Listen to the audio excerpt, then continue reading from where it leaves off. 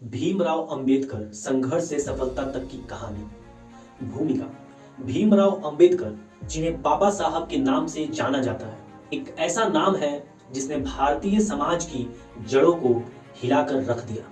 एक दलित परिवार में जन्म लेकर उन्होंने सामाजिक भेदभाव और विषमताओं को न केवल सहा बल्कि उसे चुनौती भी दी। ये कहानी उनके बचपन से लेकर उनके आखिरी दिनों तक की प्रेरक यात्रा को बयान करती है। जन्म और बचपन। 14 अप्रैल 1891 1891 को बाबा साहब का जन्म मध्य प्रदेश के महू छावनी में हुआ। वो रामजी, मालोजी, सतपाल और भीमाबाई के 14वीं संतान थे। उनके पिता सूबेदार थे, लेकिन जातीय भेदभाव उनके परिवार का पीछा नहीं छोड़ता था। कहानी का मोड़। बचपन में स्कूल में भीमराव को अन्य बच्चों के साथ बैठने नहीं दिया जाता। पानी पीने के लिए भी उन्हें दूसरों पर निर्भर करना पड़ता। एक बार जब उन्होंने प्यास लगने पर पानी मांगा तो शिक्षक ने उनसे घृणा दिखाते हुए मटके से पानी देने से मना कर दिया। इसी अपमान ने उनके मन में सामाजिक बदलाव का बीज बोया। चैप्टर 2, शिक्षा के लिए संघर्ष। भीमराव पढ़ाई में बेहद मेधावी थे। प्रारंभिक शिक्षा के बाद उन्होंने किसी अच्छे कॉलेज से अपना स्नातक की डिग्री ली। उनकी मेहनत और लगन को देखते हुए बड़ौदा के गायकवाड़ महाराजा ने उन्हें छात्रवृत्ति देकर अमेरिका के कोलंबिया विश्वविद्यालय में पढ़ाई के लिए भेजा। अमेरिका में उन्होंने अर्थशास्त्र और कानून की पढ़ाई की और भारत लौटने के बाद सामाजिक सुधारों का काम करना शुरू कर दिया। सामाजिक सुधारों की शुरुआत। भारत लौटने के बाद भीमराव ने अछूतों के अधिकारों के लिए आवाज उठाई। उन्होंने मुक्त नायक नामक पत्रिका शुरू की, जिसने समाज में हलचल मचा दी।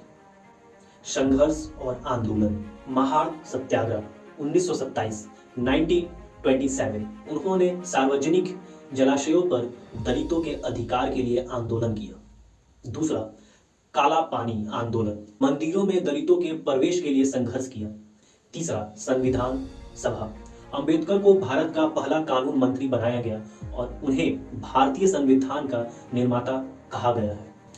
अध्याय 4 यानी चैप्टर 4, संविधान निर्माता की भूमिका।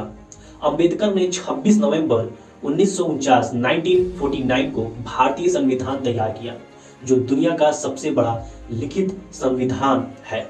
इसमें समानता, स्वतंत्रता और धर्मनिरपेक्षता जैसे सिद्धांतों को शामिल किया गया। कहानी का मोड़।